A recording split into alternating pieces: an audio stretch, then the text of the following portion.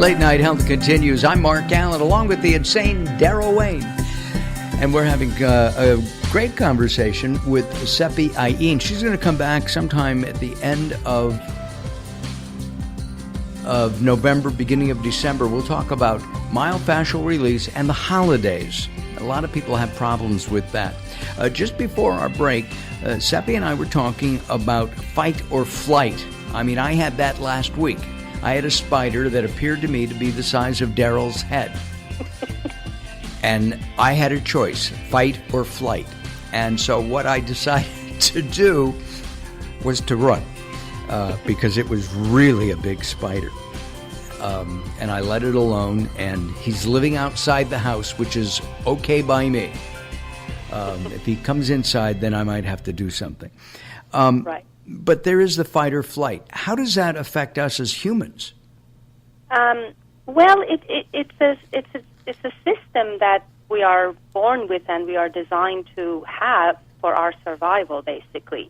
But what we do with it after a traumatic event is what matters. Like I was saying earlier, is that after a traumatic event, whether it be physical, emotional, or a mental event, if we do have the opportunity to shake off a lot of that excess energy, then we release it immediately, we come to terms with what has happened, and we allow it to take place on a physical, emotional, mental level, and then we can be whole again. But unfortunately, we don't often do that. We usually will run to a doctor, they will put us on some medication so that we don't feel the pain and the stress of the traumatic event, or sometimes we may have to be rushed into surgery so that we can live. So there's no time to release those physical and emotional components of the trauma. But what happens over time is that we develop these dysfunctional subconscious holding patterns that live with us for a long time. And then over time, we get diagnosed with labels like fibromyalgia or chronic fatigue syndrome or myofascial pain syndrome, or many other labels, because it's just too exhausting for us to live like this. It takes a lot of energy to be stuck in that subconscious holding pattern. And with this work, patients oftentimes can let go. They go through that thawing of the freeze response, and they get in touch with what happened and what they couldn't express at the time of trauma, and then they find enlightening moments of what those thought processes might have been and what they couldn't do at that time, and the experience gets completed. They can put closure to the experience and then move on without pain and dysfunction. And what about, I believe you told me that oftentimes people come in prior to surgery. And, yes, and, well, I'm sorry. I was going to say that prior to surgery, and that you can sometimes avoid it, avoid the surgery. Absolutely. In many cases, we are able to avoid or at best delay surgery for a very long time. There are some physicians who strictly refer their patients to us. I can think of one physician who always will send her patients to us for a handful of treatments before she will do their pre-op blood work.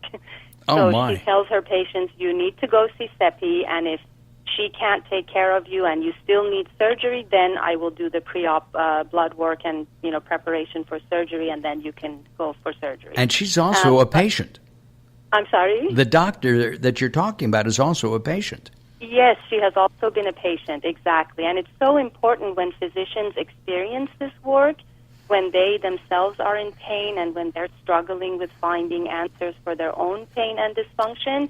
Once they are a patient here, then they immediately want to share this with their patients because it is so incredibly helpful. The center that you have. Yes. Tell us about that very quickly. You're located in Reseda Ranch, California. Correct. And I grew up right next to that. It's kind of funny. We called it Reseda at the time, but you're in the San Fernando Valley. Tell us your website, please. From the Heart FromTheHeartPhysicalTherapy.com. FromTheHeartPhysicalTherapy.com. Seppi will be back. We'll talk about myofascial release in a month and a half as we get into the holiday time. Seppi, thank you very much, and thank you for tuning into us today. We're going to say goodbye. Goodbye, Daryl. Thank you very much. Thank you at home, and have a good week. Have a great week, and most importantly, have a healthy week. We'll see you next time here on Late Night Health.